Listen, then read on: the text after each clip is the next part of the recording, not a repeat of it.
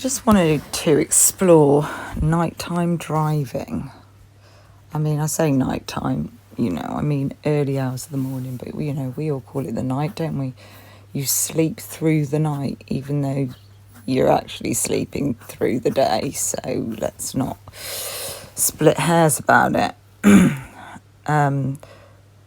So why do most people like to drive in the night more than in the daytime? Let's see what people said. This is an interesting answer. Nicholas Cooper is a universal spiritual scientist. I think driving or travelling, I'm just going to say I do enjoy driving. Unfortunately, I don't enjoy driving at night anymore because I have astigmatism, which even when I wear glasses, my night vision is absolute shite. And even though I have, it's actually, to be honest, it's probably better when there's no other cars, because it's and the way people's lights are now, they've got really bright, dazzly lights. So I can't enjoy night driving anymore, but I do enjoy driving, and I do find it cathartic, actually. And in fact, I experience or have experienced and sometimes do experience panic attacks, and driving actually sounds like a terrible thing to do during a panic attack, but it really helps me. Opening the windows, definitely how driving along, opening the windows, but you have to concentrate on driving, especially if you drive. In the UK, we drive manual cars. Hardly anybody drives an automatic, so you really have to concentrate more because of changing gears. And it's weird because you have to concentrate more, but at the same time you can drift off, can't you, when you're driving, and yet still be in that sort of autopilot thing. But I find driving very cathartic, actually, even to the point of helping with panic attacks. But anyway, back to this guy. I think driving or travelling is a sort of meditation from mind, giving a person ascension, experience, or a satori in Buddhist words. These are new words to me. Satori is. Also, in nights compared to daytimes, there are fewer stops, or maybe no stops, no red lights or traffic. I also suppose, that's the one thing I hate about driving, though. I do not like traffic, and I would drive a long way out of my way to avoid traffic. That is something I definitely do. Like, I would drive a different way if I knew that way was a clearer route than sit in some traffic, even if that took me longer in the long run. It just doesn't feel like it takes longer. And just to say, I wouldn't find it unusual at night for anyone to have taken a route that's off the beaten track, because you want to avoid police as well at night, really, especially on a Saturday night. I wouldn't be so concerned about police unless I'd had unless I got a reason to be concerned, like say there was something wrong with my car, or I'd had a drink, which I would never do when I'm driving. But as a young person, there is one occasion that I did, and there are occasions when I drove having taken substances when I was younger, when I was young and dumb.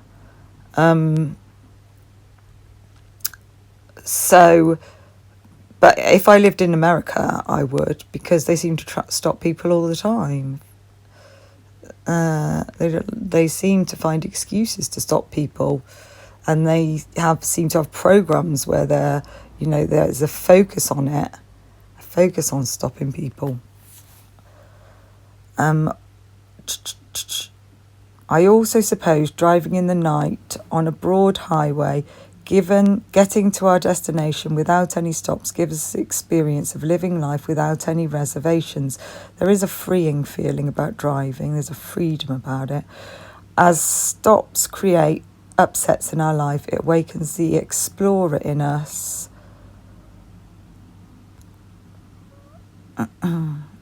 So, how come there's people driving at night during 2 a.m?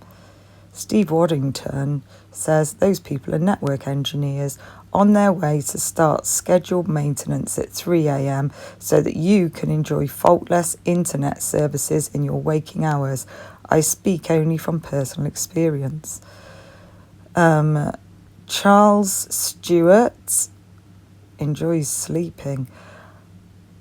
For many years, I was a nighttime taxi driver. While it was usually quite quiet by 2 a.m, there were still people about. The largest source of passengers was people coming out of nightclubs, but there were also some people who needed to get to and from work, and some people who needed to get to A&E, but didn't think their illness serious enough to call an ambulance. Then, of course, there were all the emergency services. There are also 24-hour shops, and some people would go shopping in the middle of the night to avoid the crowds. I know that Walmart is 24 hours in. I don't know if in Moscow. I don't know if Sunday trading hours affect that, though. I don't know when that kicks in. Like, if maybe Saturday nights it's not a 24-hour for Walmart, I don't know. Maybe somebody could tell me that. In 1998, my parents had a bad road accident and were both in hospital for 3 months. The only time I found to do my grocery shopping was at 3 a.m. after I finished work. The 24-hour Tesco superstore was a godsend. People drive at 2 a.m. for many reasons, probably as many reasons as why they drive at 2 p.m. There really is a group for everything on Reddit. I've just discovered that recently. I could put in anything, and there's a Vans group. Check out the Vans group. I've been asking them questions about who wear Vans. Apparently everyone does, according to this group. What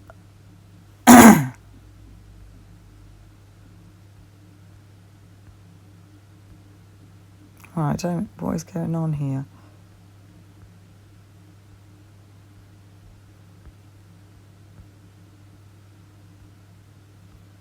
I don't know, these people are just night driving. They're just doing it.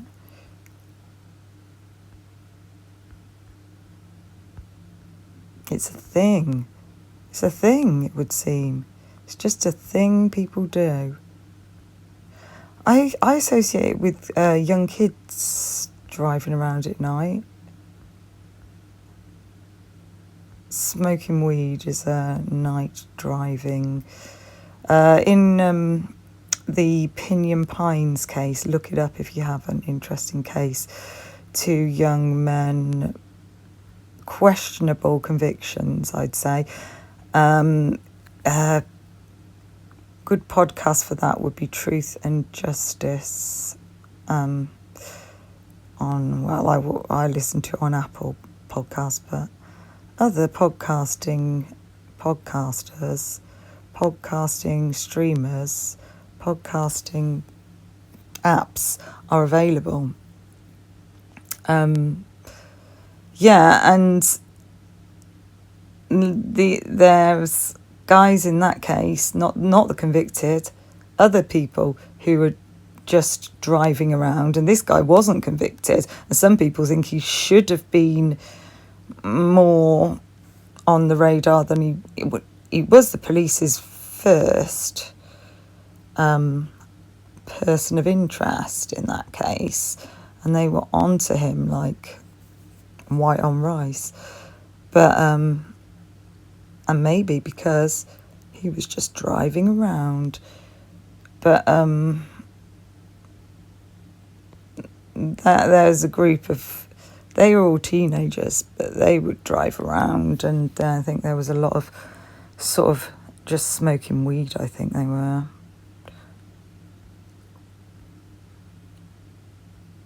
Has anybody got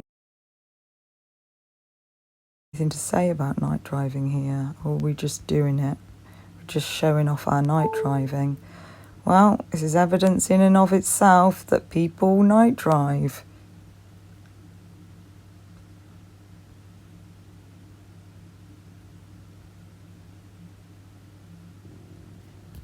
See what this guy says. Hey folks, new here. I'm happy to find a collection of people that have a love for the night and the drive. Lately, I've been romanticising my night drives. For most people, the idea of a drive is probably a dark back road or an expansive highway.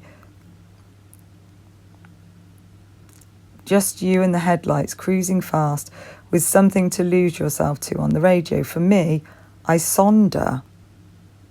Sonder is defined as the realisation that each random passerby is living a life as vivid and complex as your own. I drive through neighbourhoods and communities I've only ever zipped past or never seen because of where they're located. I drive slow, quiet, windows rolled down, and I live the lives of every house I pass by. It sounds creepy in itself, doesn't it? It just depends how you look at things sometimes. I mean, it's just a sort of an imaginative thing to do, I suppose. But some, if you're looking at it from the perspective of crime and police, then you're looking at it through a different lens. Depends what lens you're looking through. I think of what it's like to live in those houses, what it's like pulling up to the driveway, looking out those windows. I became fascinated with the energy that neighbourhoods have at night. Amber lights glowing, casting everything in a hazy, dirty orange tint. Houses illuminated by porch lights and decorations. There's something magical that happens in the night time. Passing by houses at rest, I'm usually pretty stoned in my feelings. It's stoned and in my feelings, but there's almost a dreamlike quality to things. I feel enchanted, calmed, relaxed, and no time better than Halloween, when it's cold and yards are filled with decorations and lights. Just wanted to see if maybe I'm not the only weirdo stoner rolling through neighbourhood communities because they like the aesthetic of a neighbourhood much more than a highway. I always click on the comments. No, you're not meant to do that. Sounds like you're perfectly describing the night feeling. Was not aware this was a thing. Thank you so much, friend. The night feeling.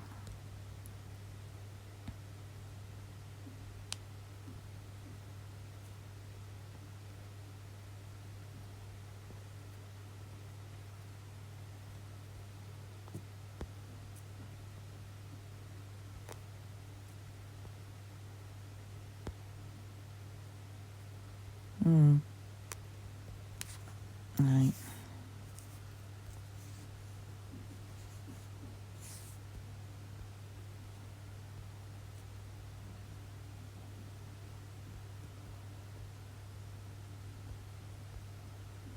Night drives are the best. Night driving in Phoenix, Arizona.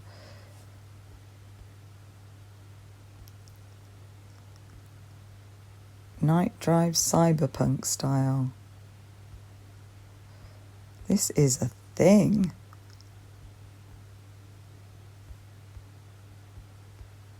People need to know it exists, because otherwise this will never be considered an alibi. But people need to keep their phones on if they want their alibis. But then again, that phone, I don't understand how they're connecting it to his car, because he had it off, didn't he? So they're connecting the phone to the movement of the car. Well, then that implies it was in airplane mode or something, doesn't it? So how were they connecting it to the movement of the car? Or are they just meaning before and after that time? Because then they're not connecting it to the movement of the car during the time, therefore it's irrelevant.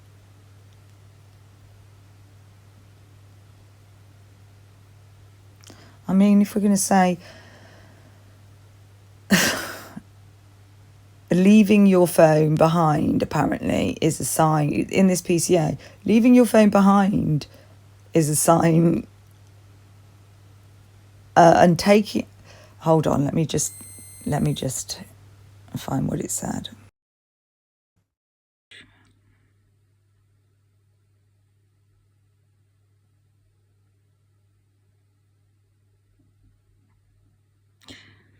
Query of 8458 phone in these returns did not show the 8458 phone utilising cell tower resources in close proximity to the King Road residence between 3 a.m. and 5 a.m.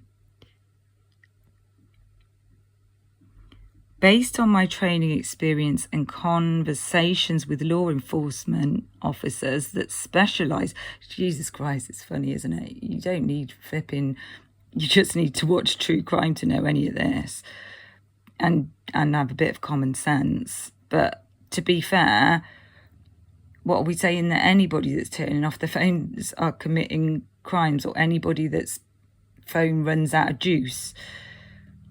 Well, we're not. But then they say that they're connecting the car to the crime.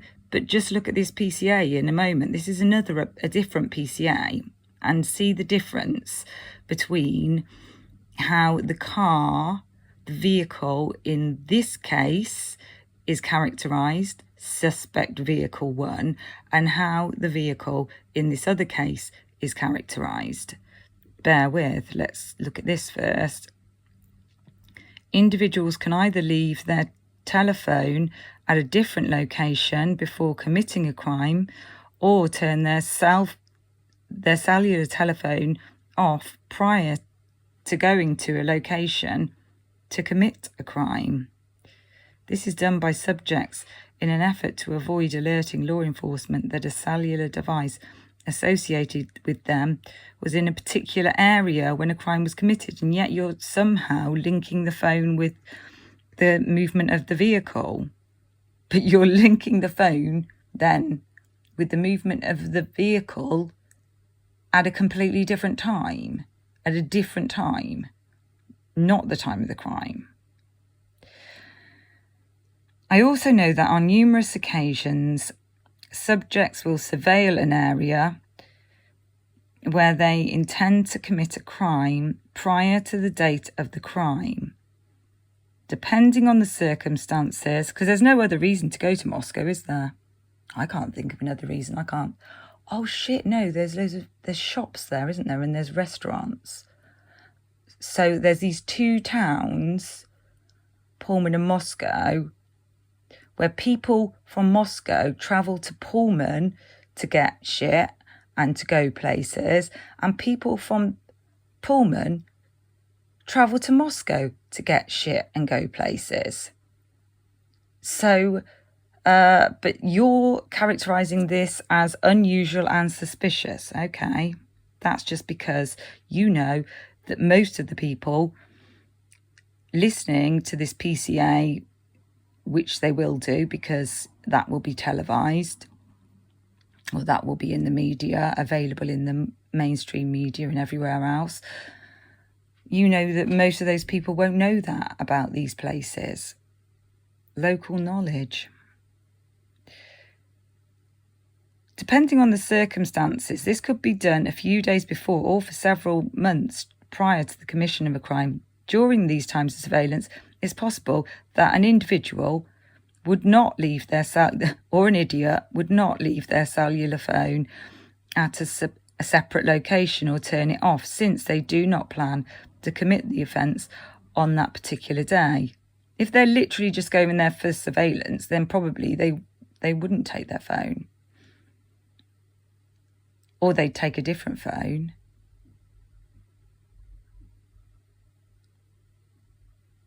But no matter what you do, it just depends which way they want to paint it, because whatever you do can be counted as suspicious. Because the right to remain silent, anything you say or do will be taken down in evidence and used against you. Not, it might be used against you, it will be used against you. We will manage to use it against you. It doesn't matter what you say, we're going to use it against you. Not perhaps we'll use it against you, not maybe we'll use it against you, we're going to use it against you.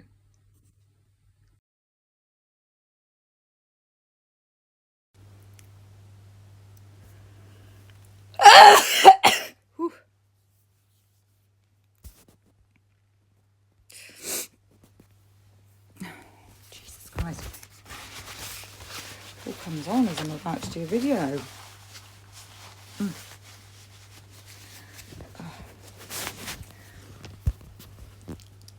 Okay, here we have a sealed affidavit, previously sealed, I would imagine, I assume, out of Colorado for arrest warrant.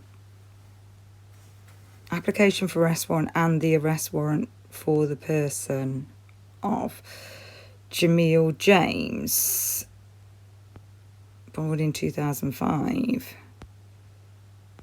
Okay, Jamil James, I'm not linking with this case, by the way. We're looking at this affidavit. It's nothing, I'm not trying to say that he's got anything to do with this case. But it's the way the vehicle involved has been characterised. So I'm going to go from the top just so that we get the gist.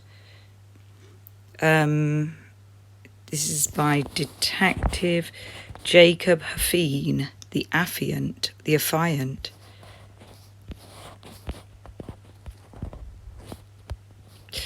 Okay, Detective Hafeen learned the following from the dispatch incident detail report. On July the 31st, 2022, at approximately 10:58, the Denver Combined Communications Center received numerous 911 call reporting an accident on I-70 near Quebec. One caller reported suspects in a truck shooting at a dark blue black grey sedan. That's clear as mud. That's not the bit I was talking about. So it will come on to elucidate. Hang on. The car then kept going. The truck, this is just the reports. The truck then hit a semi-truck. The reporting party had to swerve out of the way to avoid the accident. Detective Huff learned the following from Detective Adam of Golden. Is the is his name Dodd? Sorry, there is an area of Colorado called Golden. No, that's his name, Adam Golden, who responded to the scene. The scene investigation indicated the truck on scene that struck the semi-truck was the silver 2019 Dodge Ram 1500 Colorado plate, and even, along with all of that information, even gives the plate number, which has been redacted. So there's a lot of information there about this vehicle, including the colour. The truck was reported stolen to North Glen Police Department on July. See, they are also relying on the fact that very few of us have ever read or read a PCA. On July the 27th, 2022, after crashing into the semi-truck, the stolen Dodge Ram then crashed into, and this one has got its number plate as well, a white 2016 Hyundai Santa Fe Colorado plate, and gives the plate number. All the details. No suspect vehicle 1 business. Not that this one is suspect vehicle 1, the other one is clearly. But look at all these details. They don't call it suspect vehicle 1. They don't call it suspect vehicle. They give you all the details. And later in the PCA, they are using the number plate number. They are using all the details, and they're making it sound like they've linked it to suspect vehicle 1. But if they linked it to suspect vehicle 1, why are they still calling it suspect vehicle 1? The Hyundai Santa Fe was also reported stolen. Oh no, sorry, somebody else has been up to no good. No shell casings were recovered on scene. The Dodge Ram started on fire after it struck the Hyundai Santa Fe. I say Hyundai, different from you folk, don't I? Yeah, that's how we say it in the UK. I had to double check that. I was like, am I pronouncing it wrong? And I was like, no, that's how we pronounce it. And then I thought, do we pronounce it like that? I literally looked up adverts, and I went on sort of an episode of Top Gear where, we say Hyundai. So you say tomato, we say tomato. Yeah, that way round. And the fire had to be extinguished by the fire department. There was extensive damage on the Dodge Ram and Hyundai Santa Fe. The victim, Kevin Piaskowski, date of birth given, was driving a grey Subaru Outback. Now, we don't have a hold on, I'm confused. The truck drove into the Hyundai Santa Fe, but then he's driving a grey Subaru Outback. Now I'm confused. What have I missed? His vehicle was contacted in a lane of traffic approximately quarter mile west of the Ram and the Santa Fe. Okay, something else has happened. The victim's vehicle had 3 apparent bullet strikes. Wow. The victim was treated by a witness on scene until paramedics arrived. So the victim's vehicle, we have not got the number plate for. But then I guess they don't need to give us that, do they? Paramedics transported the victim to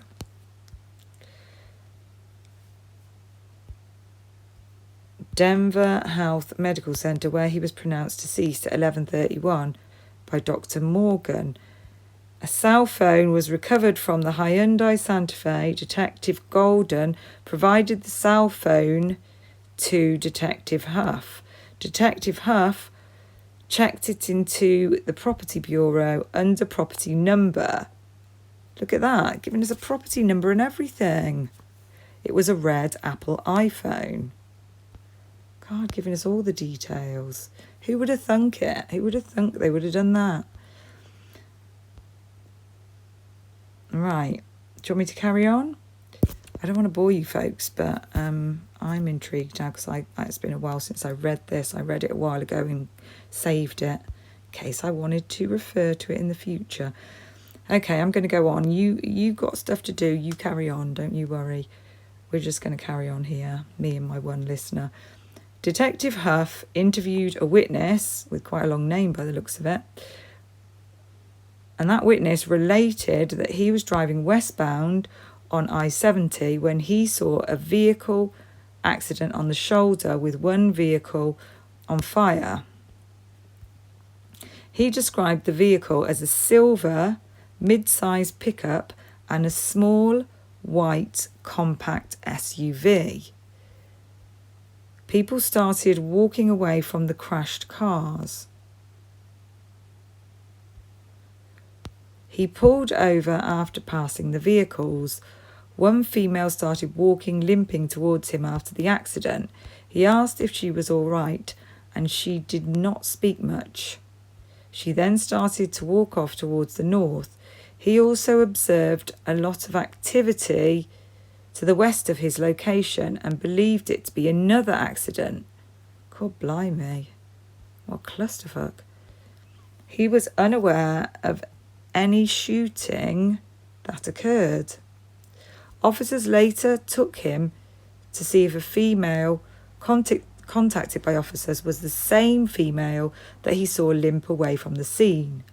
He stated that he was 95% sure. Always think, what about the other 5%? Yeah. What about the other 5%? It was the same female later identified. And speaking of which, I have another video, one that I started making last night, but in true ADHD style, I got interested in something else today. Regarding eyewitness identification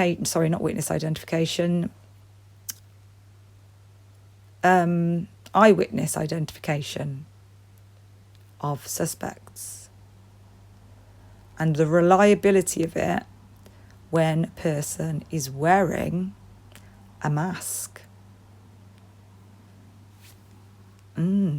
Everybody's saying, well, you can't just identify somebody by bushy eyebrows. Yeah, you can't. You can't just identify them by the height, their bushy eyebrows and their slender athletic build. But you also can't identify somebody wearing a flipping mask that good. Presumably, we need to know what the lighting was like in that room as well at that time. They're all in black. They've got a mask on. It's presumably dim lighting. Managed to spot those bushy eyebrows. However, they've got a mask on. And what about their hair? Because I'm going to have to assume this is a ski mask, because why is their hair not mentioned? It's got to be a ski mask. Otherwise, that is... Why don't we know about the hair? They'd use that to their advantage if they could, surely. And it's very interesting what they say about identifying suspects with masks on, because they've done some tests because of the fact that when we remember somebody's face, we remember it holistically. And this becomes problematic when somebody is so holistically, as in we don't remember all their features separately. We remember their face as a whole object. Like, imagine you've got an object on a table, just that object, not a pit. Don't put objects on the table and make a face with it. It's one object. Interestingly, this is different when someone's wearing a mask. And there's a problem with people identifying a masked individual by looking at an individual who is unmasked, because we're filling in the blanks. It's like trying to figure out a word when some of the word is redacted.